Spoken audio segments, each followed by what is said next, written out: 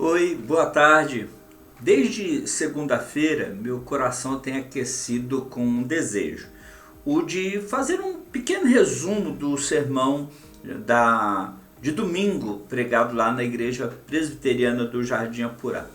Estamos conversando com a igreja sobre o Evangelho de Mateus.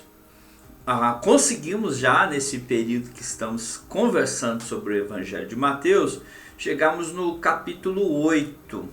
E esse domingo, então, estávamos no texto que eu gostaria de ter sentido no coração desejo, então eu gostaria de compartilhar com vocês Mateus capítulo 8 e também passar, a partir da leitura do texto, um pequeno resumo do que nós falamos no domingo.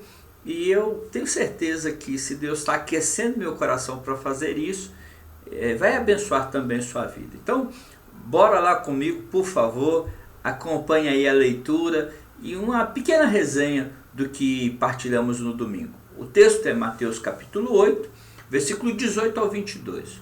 O texto diz assim: Vendo Jesus muita gente ao seu redor, ordenou que passassem para a outra margem.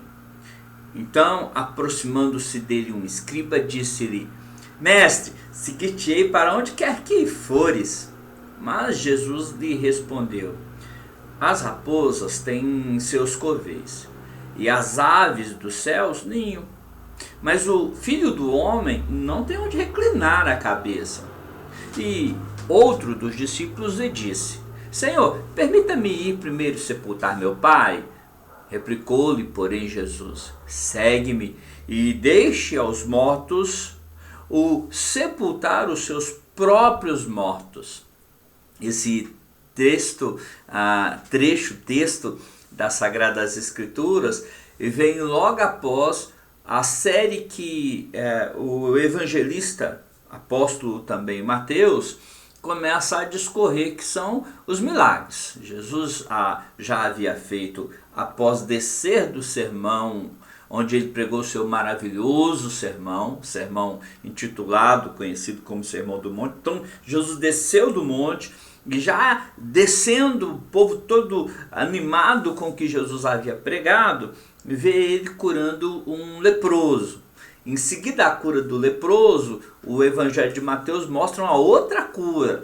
Mostra a cura do servo de um centurião. E em seguida mostra Jesus curando a sogra de Pedro. E Mateus ainda nos dá conta, nesse mesmo capítulo, que no final da tarde o povo se juntou e Jesus curou muita gente.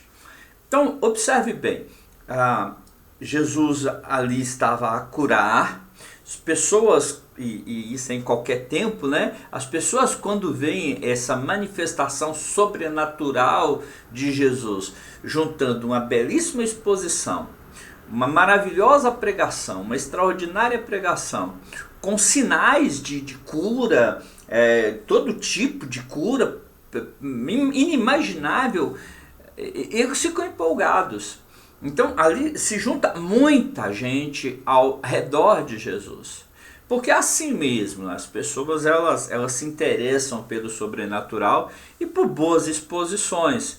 E isso é tão fato que quando você, por exemplo, lê primeiro Reis capítulo 18, versículo 21 ao 25, vê o profeta Elias desafiando o povo a voltar para Deus, porque o povo, ao mesmo tempo que adorava a Deus, adorava a Baal.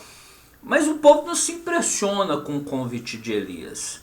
E aí Elias diz: olha, nós vamos fazer o seguinte, os profetas de Baal são muitos, 450, eu fiquei sozinho, então eu vou oferecer um sacrifício, eles vão oferecer um sacrifício, nós vamos montar toda a estrutura para que o sacrifício seja feito. Só que nós não vamos meter fogo.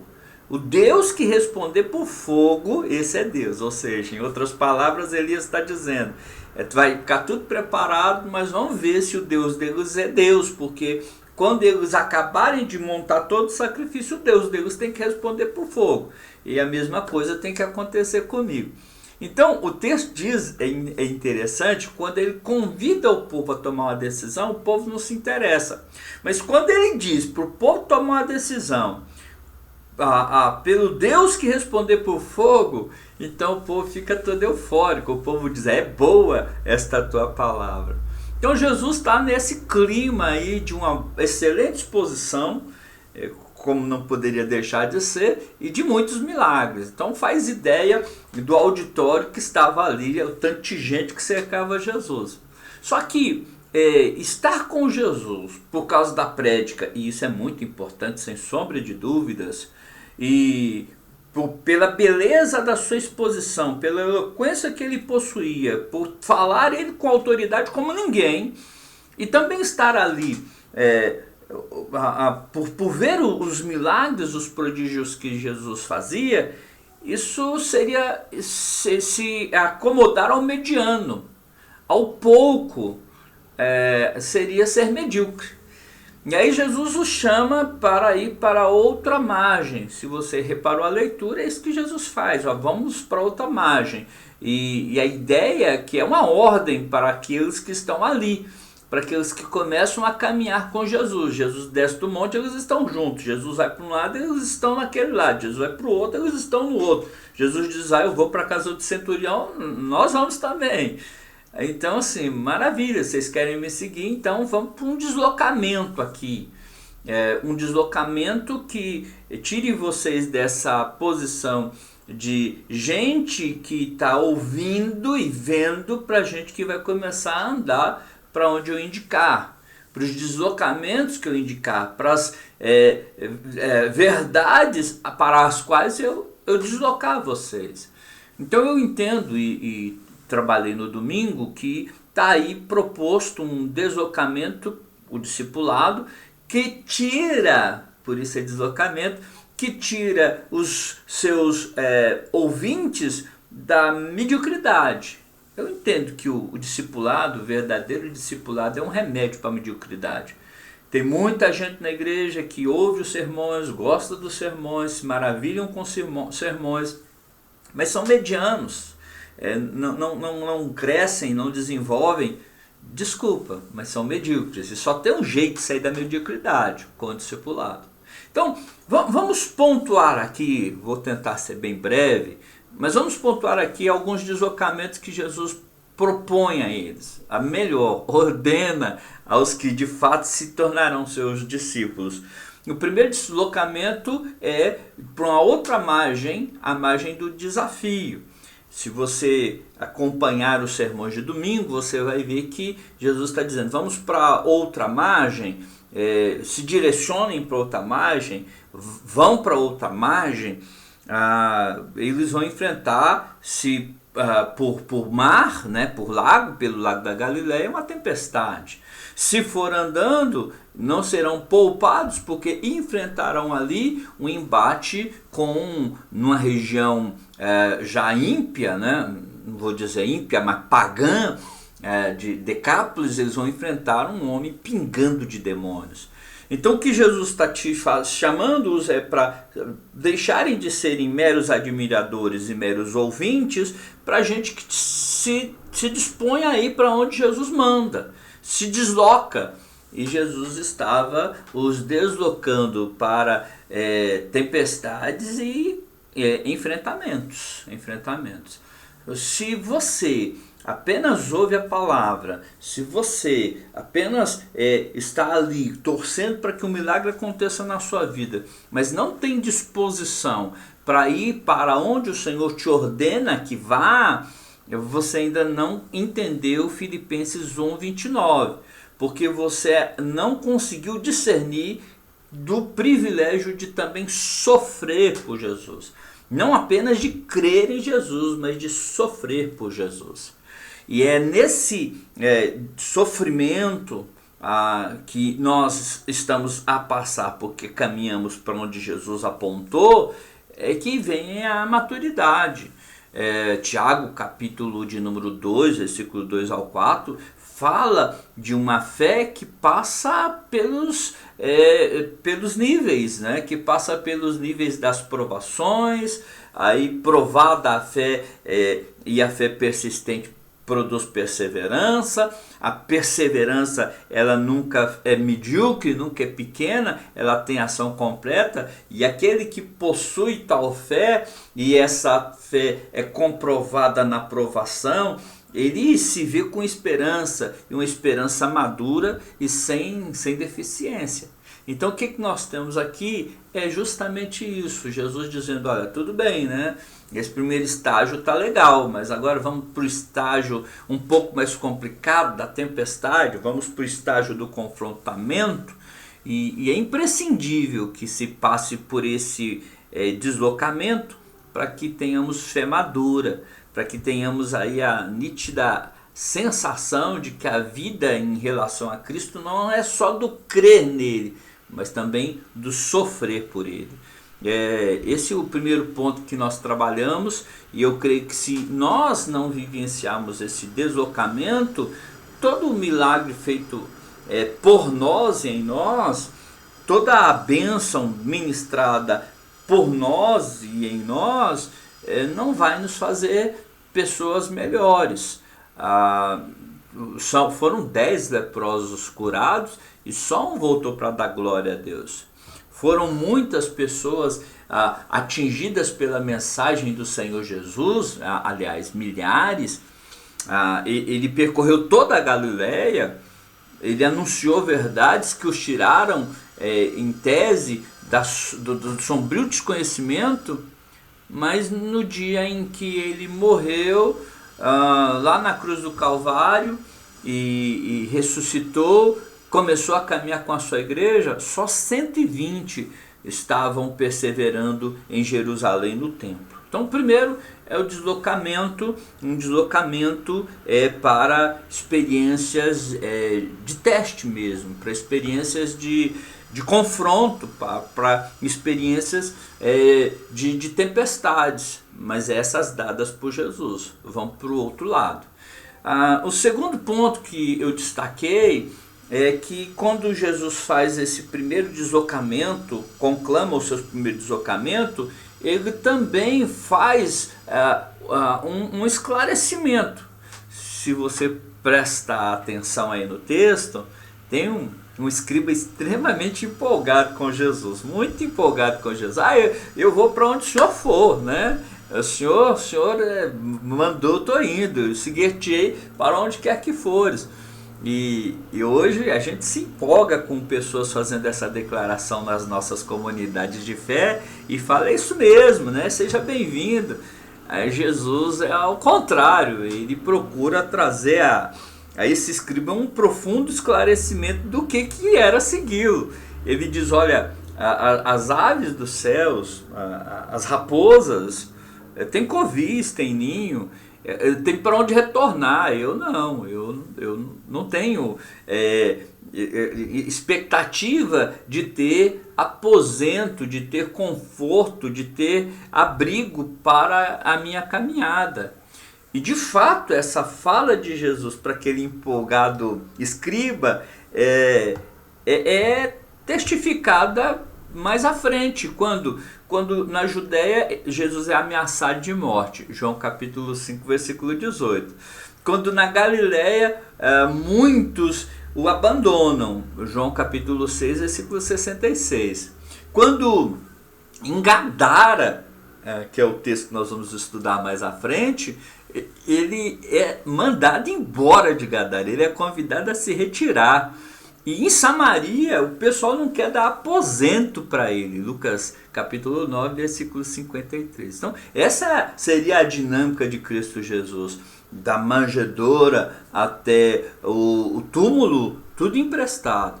Então, aquele escriba, né, deveria ter isso em conta. Deveria saber que andar com ele, andar na direção para a qual ele aponta, deve ser obedecida, mas deve ser obedecida com consciência de que é um caminho pela qual se passa pela abnegação e com a cruz, a própria cruz tomada. Se alguém quiser vir após mim, a si mesmo se negue, tome a sua cruz e segue-me. Lucas 14, 26. caminho que passa pela aflição, João 16:33, pela perseguição, segundo Timóteo 3:12, pela vergonha, Hebreus 13:13. Então, esse deslocamento para o discipulado é um deslocamento em direção aonde Jesus aponta. É um deslocamento que deve ser feito não por mera euforia, mas por consciência de preço a ser pago. E só nisso aí o indivíduo que ouvia Jesus ontem e se admirava dos milagres dele ontem, se ele toma essa jornada, ele já está muito mais maduro, muito mais consistente na fé. Bom, mas tem um outro deslocamento aí que Jesus faz, que é o deslocamento da identidade que Jesus abraça. Ele se chama de Filho do Homem. Filho do Homem, que interessante. O Filho do Homem não tem onde reclinar a cabeça. Há nas Sagradas Escrituras uma infinidade de títulos dados para Jesus. Títulos como Cristo, né, um Messias, Senhor, Rabi, Filho de Deus, Filho do Homem, Leão de Judá, Rosa de Saron, Brilhante Estrela da Manhã, Alfa, Ômega, Logos, Advogado, Príncipe da Paz e por aí vai. Mas o texto Filho do Homem é muito especial para Jesus. Só no Evangelho de Mateus, Jesus vai empregar a ele mesmo 14 vezes tal título. E por quê? Porque no título Filho do Homem, a dupla natureza de Jesus é vista. Por um lado, o Filho do Homem fala da natureza humana de Jesus, de limitação humana, de dor, como todo ser humano é. Fala das dificuldades que um corpo carrega. Se você quer ver um bom exemplo disso, é só pegar um outro personagem bíblico que é bem chamado de Filho do Homem nas Sagradas Escrituras, que é o profeta Ezequiel. Ezequiel é chamado constantemente de Filho do Homem, e poucos profetas demonstraram tanta humanidade, tanto sofrimento por ser humano, quanto o profeta Ezequiel. Então, quando Jesus fala o Filho do Homem não tem onde reclinar a cabeça, ele gosta desse título e está chamando o empolgado escriba para caminhar, sabendo que ele caminhava com o Filho do Homem, primeiro por causa dessa vertente humana. Então, se o cara estava intentando seguir a Jesus para ser escriba de Jesus, não era uma boa aposta, não era. Porque não sabia onde ia pousar e como Filho do Homem partiria para uma jornada de luta. Mas ao mesmo tempo também tem o lado divino dessa figura ou desse título Filho do Homem. Daniel capítulo 7, versículo 13 e 14, traz para nós essa ideia do Filho do Homem que aparece diante do ancião de dias, e a ele é dado a glória e o reino para que os povos, as nações e homens de todas as línguas o sirvam. Então, de um lado é a humanidade, mas do outro também é aquele que está diante do ancião de dias, Deus, aquele que é sempre eterno, e recebe desse Pai, né, desse Deus Pai, toda a glória possível. É Ele, Mateus 24, 30 e 31, que virá em glória, né, para julgar, para separar aqueles que são dele. Então, Jesus gostava desse título. É importante que quem o segue tem que saber que Jesus tem na nossa caminhada com ele essa vertente do humano. No sentido da dor, da luta, da dificuldade, do problema. Não agora, porque ele está glorificado com o Pai no céu. Mas quem caminha com ele ainda passa por essa vertente de sofrimento, de luta, de vexame, de dificuldades, de limitações, de espera, de expectativa, mas também pode ter os olhos fitos no céu, sabendo que ele, o Filho do Homem, virá para virá para nos buscar, virá para buscar a cada um que aceita esse deslocamento.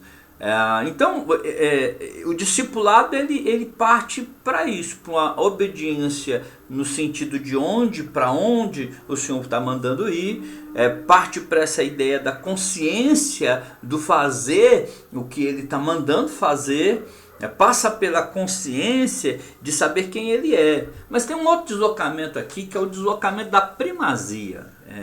A ideia aqui está vista no segundo personagem da história, que é um camarada que diz que vai, mas que primeiro quer se despedir do pai. Então ele diz, olha, permita-me ir primeiro sepultar meu pai. Mas Jesus é radical, ele que havia se disposto a segui-lo, deveria continuar no seguir a Jesus. Segue-me e deixe os mortos sepultar os seus próprios mortos. Pode parecer radicalidade de Jesus, até porque sepultar ao Pai, assim, a grosso modo, é algo tão digno, né? Sagradas Escrituras vai ver grandes personagens se unindo para sepultar ao Pai, para ter um tempo para cuidar do ofício do Pai. Mas seria isso que Jesus está ouvindo desse rapaz? Se sim, não, o pai tinha morrido e ele queria voltar. Se sim, é bom lembrar que o sacerdote, é bom lembrar que o fariseu, o sacerdote, o nazireu, eles não eram obrigados a sepultar o pai para que não rompesse a consagração como narizeus, né? E como sacerdotes. Então eles se abstinham do contato para que os pudessem preservar a consagração. E quem se consagrou a Jesus, ele não deve olhar para trás. Ele deve confiar que o Senhor vai levantar seus meios para cuidar dos nossos que nós deixamos para trás. Porque primeiro, sobretudo, foco do nosso caminhar, da nossa decisão é Ele. Então, a consagração a Jesus é maior do que qualquer outra consagração. Segundo, porque o candidato aqui ao discipulado, ele, na verdade, ao que tudo indica, ele está dizendo, não, deixa primeiro eu cuidar de meu pai até que ele morra. Aí depois que ele morrer, eu caminho com o Senhor. O que tem em voga aqui é a ideia não que o pai houvesse falecido, mas que ele queria esperar o pai envelhecer. E o Senhor fala, não, essa não é sua função. Deixe as pessoas que ainda não me conhecem, estão mortos espiritualmente, o cuidarem dos mortos espiritualmente. Você vem e segue-me. É radical? É radical. E o discipulado é radical. O discipulado é abandonar tudo, absolutamente tudo, em direção ao norte que Jesus dá, a direção que Jesus aponta.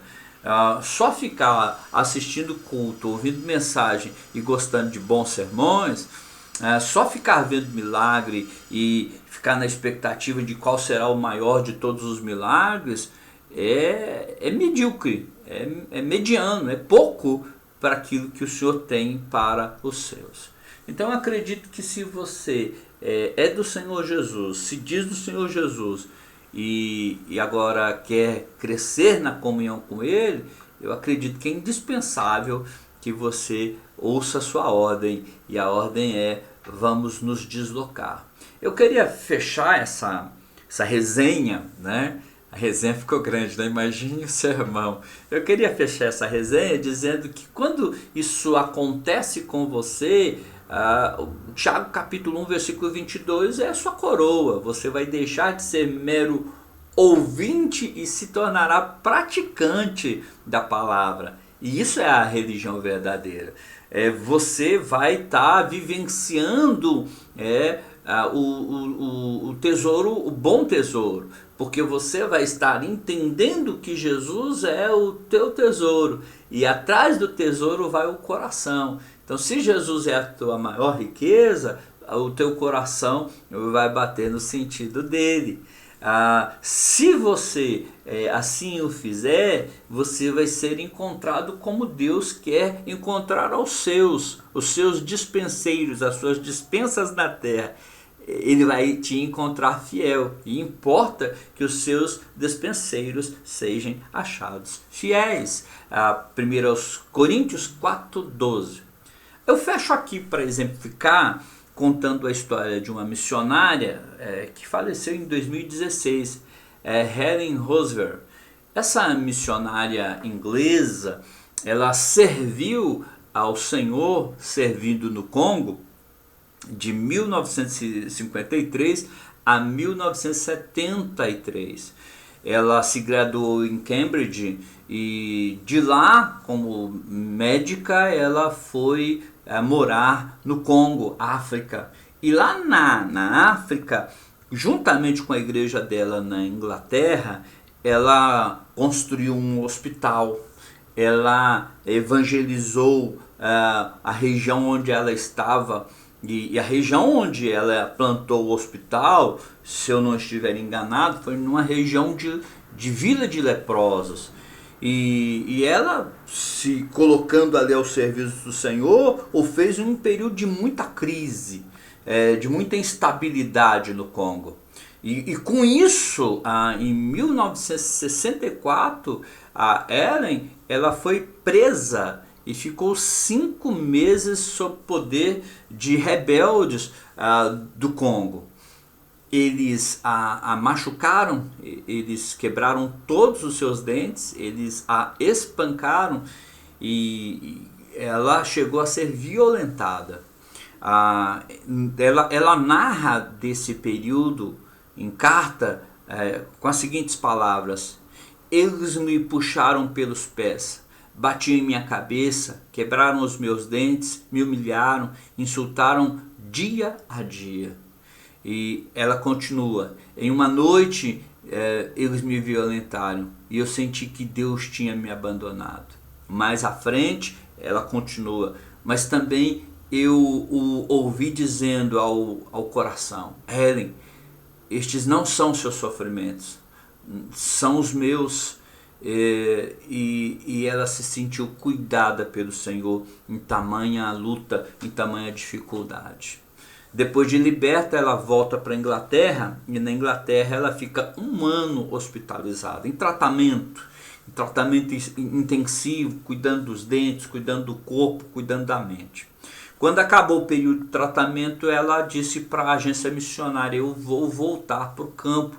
Ao que tentaram dissuadi-la, dizendo que não, que era inconcebível ela voltar, porque o Congo estava ainda sob pressão. E ela disse: se vocês não me enviarem, eu vou sem ser por vocês. Eu me desligo da agência, porque eu sei que Deus me chamou para o Congo. Ela voltou e quando lá ela construiu um hospital maior do que o que ela havia construído antes, juntamente com o apoio da sua igreja. Ela construiu uma maternidade, ela construiu um leprosário, ela construiu uma escola para paramédicos. E depois de 30 anos servindo no Congo, a doutora Ellen volta para a Inglaterra e em uma certa ocasião ela escreveu algo que é a palavra que é importante para a gente fechar a nossa resenha. Ela disse assim: irmão, irmã, você não quer Jesus. Você quer Jesus e mais alguma coisa. Você quer Jesus e respeito. Quer Jesus e oportunidade. Quer Jesus e opinião pública. Você quer Jesus e sucesso. E aí ela conclui: sim, você quer Jesus e mais alguma coisa. Não, você não pode ter isso. Ou você deseja só Jesus, ou você perceberá que não tem nada. O desafio nosso é, de fato, não sermos medianos, medíocres, mas abraçarmos o discipulado na direção em que Jesus apontar, sabendo que haverá tempestades, haverá confronto, mas nesse deslocamento vamos nos deslocar com consciência das dificuldades, porque nós servimos ao Filho do Homem, com todas as questões que estão em torno disso, de sofrimento, mas também de glória, e que possamos priorizar ao Senhor Jesus, porque não há outro meio de obedecê-lo e de sermos maduros, senão nesse discipulado, nesse deslocamento. Que Deus te abençoe assim como me abençoou e me colocou no coração o desejo de fazer essa resenha do sermão de domingo passado. Uma boa tarde.